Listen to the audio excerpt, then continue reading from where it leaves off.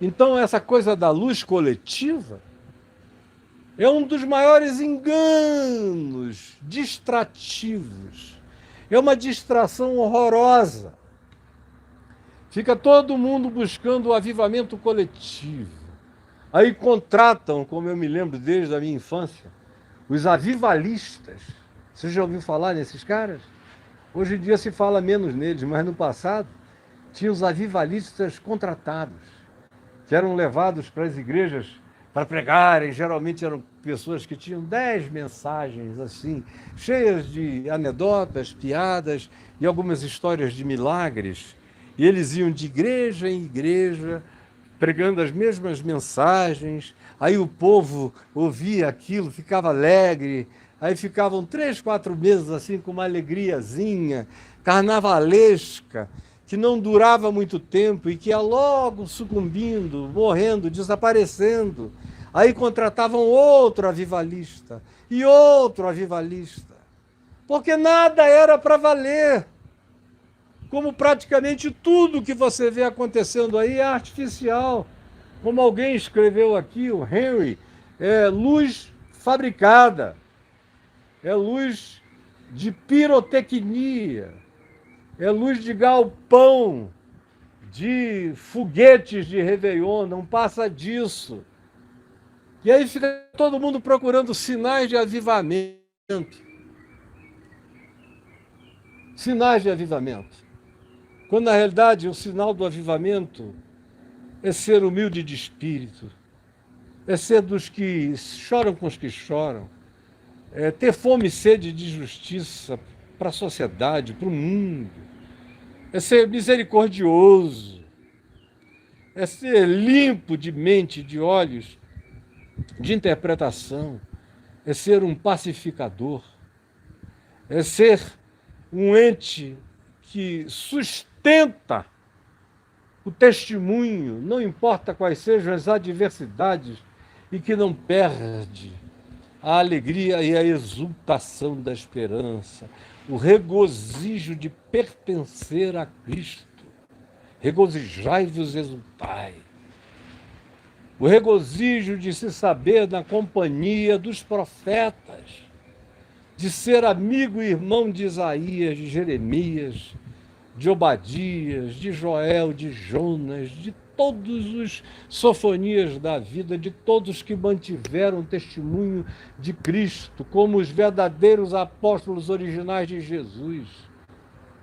Macários, como se diz no livro de Atos dos Apóstolos, acerca deles e do verdadeiro avivamento, do verdadeiro sal, da verdadeira luz, do verdadeiro sabor do Evangelho. Se disse acerca deles, esses que têm transtornado a terra chegaram até nós. Esses que têm transtornado, não porque fossem chatos, não ficavam batendo de porta em porta, não eram testemunhas de Jeová, nem mormons, nem esses caras que vão enchendo a paciência dos outros, não.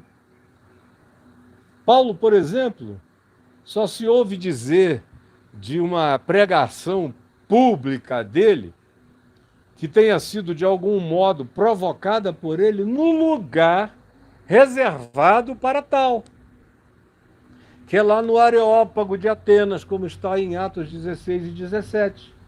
Porque o Areópago, onde eu já preguei para cristãos muitas vezes, espero pregar ainda muitas outras, ali era um lugar onde, desde 300 anos antes de Paulo, se faziam todas as grandes proclamações públicas de Atenas, e que ficou um lugar famoso por causa do grande orador Péricles, que fazia seus discursos memoráveis no Areópago, que é um lugar que está ali abaixo do Panteão, entre o Panteão e a Ágora de Atenas. Era um lugar para onde a cidade se reunia, era a eclésia.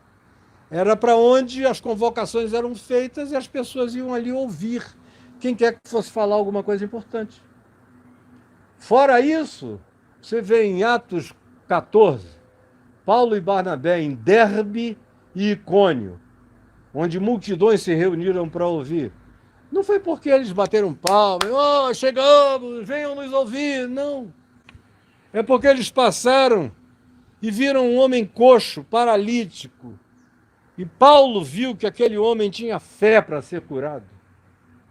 E disse a ele, em nome de Jesus, levanta, recobre a tua saúde e anda.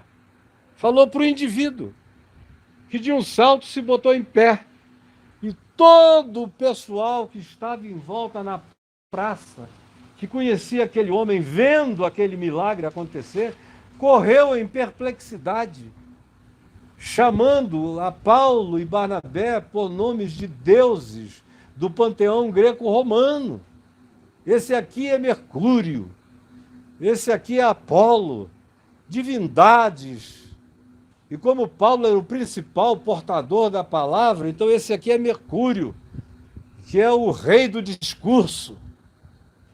E Paulo disse, não, minha gente, nós só estamos aqui falando de Jesus, que vocês não conhecem, mas se vocês querem ouvir, nós pregamos. E quando acabaram de pregar, vieram os judaizantes, os judeus das sinagogas, e os que se fantasiavam de cristãos no meio deles, que vieram a ser apelidados posteriormente de judaizantes, que eram os cristãos que queriam fazer a cultura judaica entrar goela abaixo das pessoas, como acontece até o dia de hoje, perseguiam, falavam mal e incitavam as populações seculares a perseguirem a gente como Paulo. Lá acaba Paulo levando uma surra danada, apedrejado, maltratado, vai para a cadeia, é um horror. Foram sempre os crentes que perseguiram o evangelho. A gente não ouve dizer, então, o sacerdote pagão de Derbe se levantou e quis fazer alguma coisa assim contra os apóstolos. É uma raridade. Geralmente é o líder da sinagoga ou são os cristãos judaizantes que fazem isso, são os que querem juntar Jesus e Moisés, que fazem isso contra o evangelho da graça de Deus, em toda a história humana. Do contrário, você não vê nos apóstolos essa atitude, dessa provocação.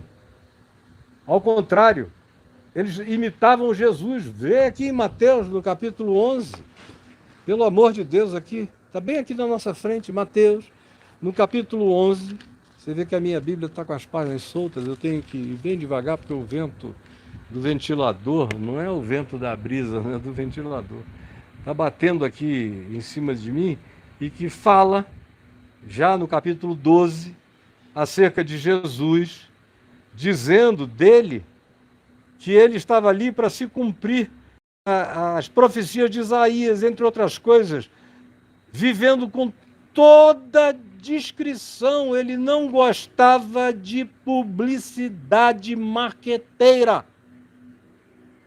Está aqui em Mateus 12, verso 16, advertindo-lhes, porém, que não expusessem a publicidade. A cara dessa igreja, né, que está aí. Para se cumprir o que foi dito por intermédio do profeta Isaías. Eis aí o meu servo que escolhi, o meu amado, em quem a minha alma se compraz. Farei repousar sobre ele o meu espírito, e ele anunciará juízo, significando com juízo, a palavra juízo, verdade, justiça, compreensão, anunciará juízo, luz aos gentios. E aí olha o caráter dele, não contenderá, não vai entrar em briga, não vai entrar em briga. Hoje eu fiz um post ali de um pastor nojento, misógino, perverso, falando mal das mulheres. Devia estar falando mal da dele. Mas, meu Deus, ele não contenderá. Jesus, você não vê Jesus em contenda. Se alguém quiser contender comigo, vai ficar falando sozinho. Ou aprende a dialogar, ou vai falar sozinho. Comigo não vai ter contenda. Porque eu sou discípulo da não contenda. Sou macário, sou pacificador. Não contenderá, nem gritará. Nem gritará. Você está me ouvindo? Nem gritará. Parece tanto com as pregações que você ouve aí, não é? Tem gente que até reclama. Por que que eu falo sem gritar? Eu, às vezes, grito. Depende da hora ou da circunstância, eu aumento a minha voz. Mas, no geral, se eu estou sendo ouvido, para que eu preciso gritar? Eu já gritei muito quando eu falava sem microfone para milhares de pessoas que vinham me ouvir, não tinha como amplificar a minha voz, eu tinha que subir em algum lugar e dar o melhor de mim. Mas, do contrário, não gritará. Não gritará. Nem alguém ouvirá nas praças a sua voz. Não vai ficar incomodando as pessoas no ambiente público. Também não esmagará a cana quebrada, que é aquele indivíduo que já está todo arrebentado, ele não vai lá e ainda piorar a situação da pessoa. Nem apagará a torcida que fumega, não vai apagar o último lampejo de esperança humana nenhum. Porque ele quer fazer vitoriosa a verdade. Ele quer fazer vitoriosa a luz. É o que se diz aqui acerca de Jesus. Então a igreja é tudo, meu querido. É grito, é histrionismo, é histeria, é fanatismo, é abuso vocal, é falta de educação relacional, é avivamento de emoção passageira, mas nunca produz, no curso da história, nada duradouro, porque o duradouro só acontece na soma dos indivíduos, que numa certa dada geração vivem com intensidade de amor, porque até mesmo a paixão da conversão, depois de um tempo, ninguém aguenta viver como se vive no primeiro, no segundo, no terceiro, no quarto, no quinto ano. Ninguém aguenta. Eu não aguentei. Eu me converti como todo bom convertido. Fiquei totalmente tomado de paixão, uma paixão que me consumia o ventre, os intestinos, a alma. E eu estava presente aonde me chamavam, era expulsando demônios o dia inteiro, orando por doentes, visitando os hospitais, pregando nas casas onde me solicitavam, a tal ponto que me chamaram na TV e me deram um programa de graça na TV, no rádio, em todo lugar, porque o que eu fazia era genuíno, era verdadeiro, era inquestionável e todo mundo estava em estado de perplexidade incontestável. Mas devagar eu fui percebendo que a minha fé já não se estribava mais em nenhuma forma de emoção. De vez em quando ela se emocionalizava. Como emociona até o dia de hoje. Mas eu não dependo de nenhuma emoção, eu vivo de amor. E o amor não é uma emoção, é uma escolha, uma decisão, uma convicção. É uma determinação, é um desejo, é uma entrega. É, de fato, o privilégio de ter conhecido tamanha maravilha que me enternura ano após ano. E à medida em que eu envelheço, mesmo não dependendo de nenhum tipo de emoção para viver bem cada dia da minha vida, com emoção ou com anti-emoção, não muda nada para mim, eu sei em quem eu tenho crido, sei, conheço em mim. Só o que cresce em mim é a resistência, a resiliência, a pacificação, é a alegria de ser de Jesus contra tudo, contra todos. Quando estão todos em favor, aleluia. Quando está todo mundo contra, não faz mal. Eu não mudo. Não mudarei até o último dia da minha vida. A mensagem é a mesma, a alegria é a mesma, a exultação é a mesma, a esperança é a mesma, porque a luz é a mesma. E consiste de toda justiça, verdade e bondade. justiça, verdade e bondade. É disso que a luz consiste, é disso que ela é feita. Aí Jesus diz: vós sois a luz do mundo. Você veja que outra vez ele está falando da soma dos elementos individuais formando um coletivo. A cidade, ele estava falando isso na Galileia, e se você chega hoje na Galileia, hoje é obviamente muito mais simples, mas mesmo nos dias de Jesus, quando não havia luz elétrica, do outro lado do Mar da Galileia, onde está a Jordânia de hoje, e nos dias de Jesus estavam as Decapólis, as 10 cidades greco-romanas mais importantes daquela área, as mais cultas, mais poderosas, você via, havia cidades enormes, como Gerasa, por exemplo, uma cidade poderosa, imensa, muito maior do que Jerusalém, lá em cima do monte. Quem for a Israel comigo agora na próxima viagem em março, eu vou outra vez levar as pessoas que forem comigo a Gerasa, porque é um lugar que vale a pena explicar o que ali aconteceu sempre. Então, ele diz, olhando para o outro lado do Mar da Galileia, 12 quilômetros de separação da largura do mar, nas montanhas, os pontos de luz nas casas, que não eram milhões de casas como hoje em dia na Jordânia, eram algumas aldeias ou algumas cidades grandes, como Gerasa, como Gadara, algumas outras grandes, ou como já do lado de cá, Bet-Shean, e várias outras, que iluminavam. Mas era a soma das individualidades que fazia o clarão coletivo.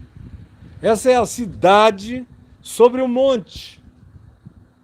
Não é uma luz solitária. É a soma da qualidade individual das lanternas formando aquela luz sobre a montanha. E aí Jesus, usando esse exemplo, diz que não é possível esconder uma cidade edificada sobre o monte, assim como não é possível esconder uma igreja que seja luz, feita de justiça, verdade e bondade. Ela não precisa de publicidade, nem de propaganda, nem de gritaria, nem de nada disso. Se ela for assim, a soma dos seus indivíduos será um clarão na noite da existência. Um clarão sempre. Aí Jesus prossegue e diz: nem se acende uma candeia para colocá-la debaixo do alqueire, do cesto. Isso ele já está falando de dentro de casa. Se você é uma luz em casa, dentro da sua casa, não esconda a luz que você é. E não esconder a luz não significa não ser discreto, não ser sábio, não ter bom senso, ser um chato perturbador da família, não. Obedecendo todos os critérios da mansidão de Cristo Jesus, sendo um Macários, Jesus diz: leve esse gosto para dentro. É como a luz que cobre. Deixe vazar seu ser, sua consciência, através do fruto da luz, que consiste em toda verdade, justiça e bondade. Se você for assim, se você não for um ente que para fora é uma coisa, para dentro é outra, ou se você for uma pessoa que não se envergonha de dar o fruto da luz no ambiente da sua própria casa, você vai iluminar sua família inteira. Por isso, ninguém acende uma candeia, uma lâmpada com esse fogo da verdade do Evangelho crepitando, ardendo no ser, para esconder, para se envergonhar disso. Mas, ao contrário, a gente posta isso no velador e assim beneficia, ilumina, alumia a todos os que se encontram na casa. É como Jesus diz em Lucas, no capítulo 10, se vocês chegarem numa casa e encontrarem ali um filho da paz, basta um, no meio de vários, se tiver um filho da paz, fique ali. Fique ali porque você encontrou uma comunicação, uma comunhão com um ente luz naquele lugar, basta isso. vai iluminar a todos, vai fazer bem a todos. Mas você tem que dar o fruto da luz. Porque se você não der o fruto da luz, que é feito de verdade, justiça e bondade, qualquer outra coisa é apenas pirotecnia religiosa, que só faz as pessoas ficarem cínicas, cada vez mais cínicas, olhando e observando você. Agora, olha só, Jesus conclui no verso 16 dizendo: assim também brilhe a vossa luz diante dos homens, dos seres humanos, da sociedade humana, do mundo, de tudo quanto é constituído por gente, por consciência na Terra. Assim também a vida de vocês, que consiste de verdade, justiça e bondade, a vida macária de vocês, com o gosto do sal, com a dissolvência do sal, com a descrição poderosamente inegável da presença do sal, com todo o seu poder preservador, com toda a construção dessa analogia que quer se transformar em caráter, em atitude e em vida, assim também brilhe a vossa luz diante dos seres humanos todos, para que eles vejam as vossas boas obras. E boa obra, no meio chamado evangélico, o cara, quando usa a palavra obra, ele está se referindo ou a uma construção de uma congregação. Estamos lá trabalhando na obra da congregação, tá? Levantando paredes. Ou então, eu sou um obreiro, significando dizer que ele é um cara que é enviado pelo pastor de lugar em lugar, de casa em casa, convidando as pessoas para virem para o culto. Ou ele é um obreiro, porque ele fica na porta como introdutor, ou porque ele é um operário do pastor como voluntário na igreja, ou a obra de Deus assim designada, que é chamada para caracterizar toda atividade chamada eclesiástica. É a obra de Deus. Isso é uma coisa que me dá até uma gastura, desde que eu sou novinho. Quando o cara me perguntava: escuta, você divide o seu tempo ou dá tempo integral à obra? Para mim isso sempre foi um negócio muito esquisito, careta, estranho. Eu digo, eu dou tempo integral à vida, ao Evangelho. A obra da minha vida é o Evangelho. E a minha vida é a obra do Evangelho. Assim também, Jesus diz: se manifestem as obras de vocês diante dos homens, para que eles vejam as boas obras, as boas ações, os bons frutos, a boa atitude de vocês. E a vida de vocês seja tão carregada de caridade, de bem-aventurança, desses sabores do reino de Deus, de tal modo que as pessoas olhem para vocês e glorifiquem. Olha que coisa linda. E glorifiquem o vosso Pai que está nos céus. Não precisa de nada, eles só olham para a tua vida e dizem: meu Deus, existe gente assim. E eu não sabia. Existe gente assim e eu não sabia. Assim brilhe também as vossas boas obras. Eu me lembro do tempo e de um dia em que a esposa de um dos pastores dos anos 70, mais conhecidos no Brasil, o marido dela, bem mais velho do que eu, desenvolveu uma raiva grande de mim. Eu nunca fiz nada para o cara, a não ser tentar ajudá-lo.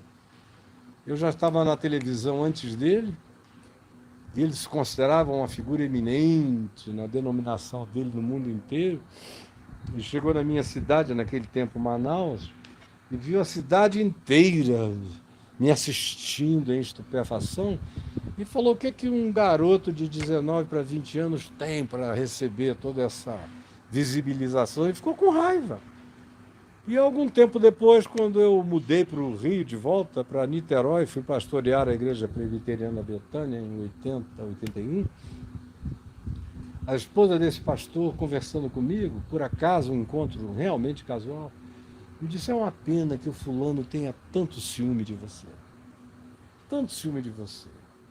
Agora, não presta atenção no ciúme, na inveja, nisso tudo dele não, porque ele é assim mesmo.